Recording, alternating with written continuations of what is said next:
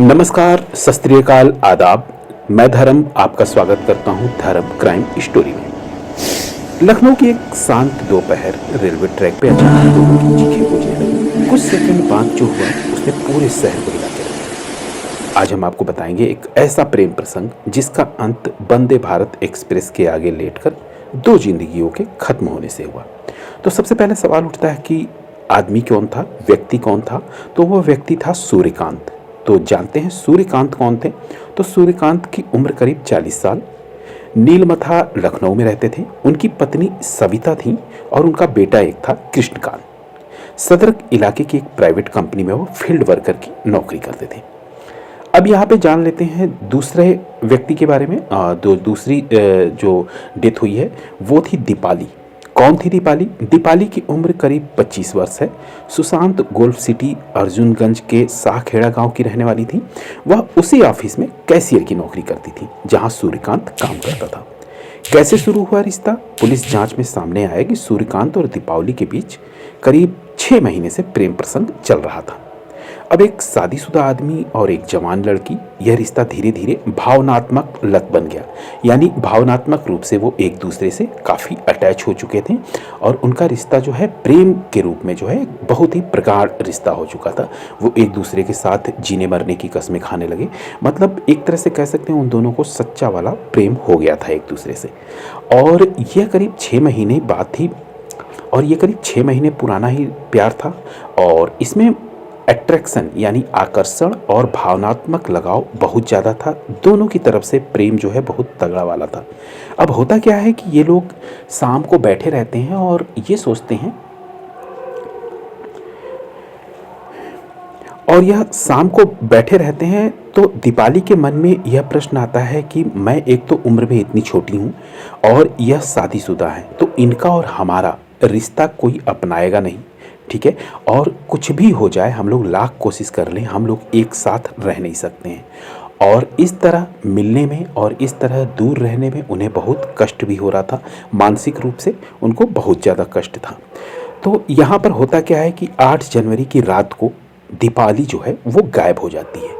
अब यहाँ पे थोड़ा सा सस्पेंस होता है। 8 जनवरी को दीपाली रोज की तरह ऑफिस जाने के लिए घर से निकलती है, लेकिन शाम को वापस नहीं लौटती है। रात होने लगती है, फ़ोन बंद होता है उसका, परिवार परेशान हो जाता है। आखिरकार उसके पिता अमरेंद्र ने सुशांत गोल्फ सिटी थाने में गुमशुदगी दर्ज कराई।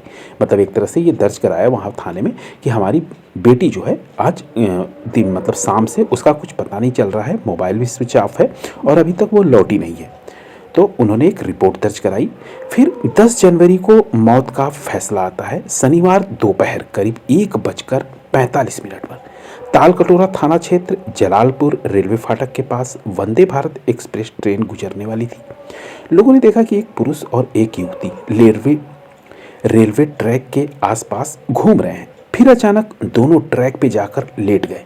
लोग चिल्लाए, आवाज़ दी, लेकिन दोनों ने कोई प्रतिक्रिया नहीं दी। और कुछ ही सेकंड बाद वंदे भारत एक्सप्रेस आ गई। और जब वंदे भारत एक्सप्रेस आई तो उन दोनों की वहीं पर मौत हो गई।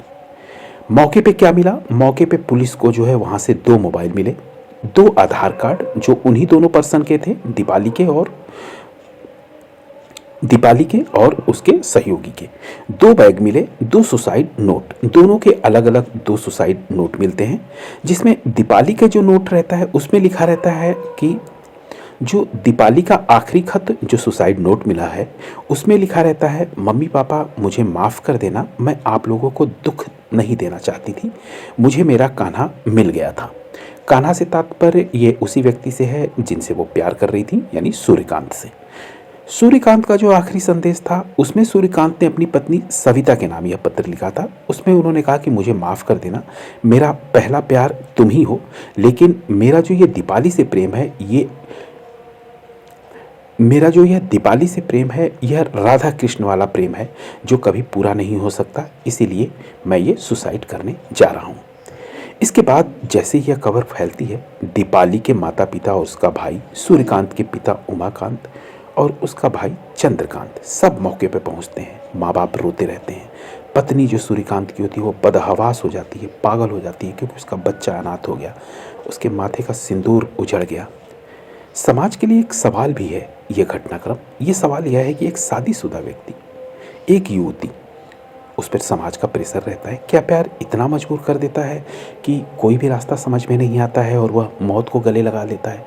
क्या यही एक रास्ता उसको दिखता है जहाँ पे उन दोनों का मिलन हो सके? यहाँ पे तो कुछ भी मिला नहीं, लेकिन दो परिवार उजड़ गए।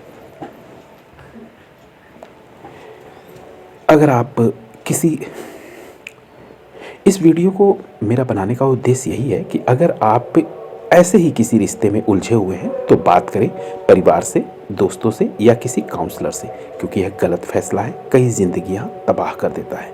तो मेरा वीडियो बनाने का बस उद्देश्य यही था कि आप सतर्क रहें, सुरक्षित रहें। फिर मिलते हैं अगले वीडियो में, तब तक के लिए आपका बहुत बहुत धन्यवाद।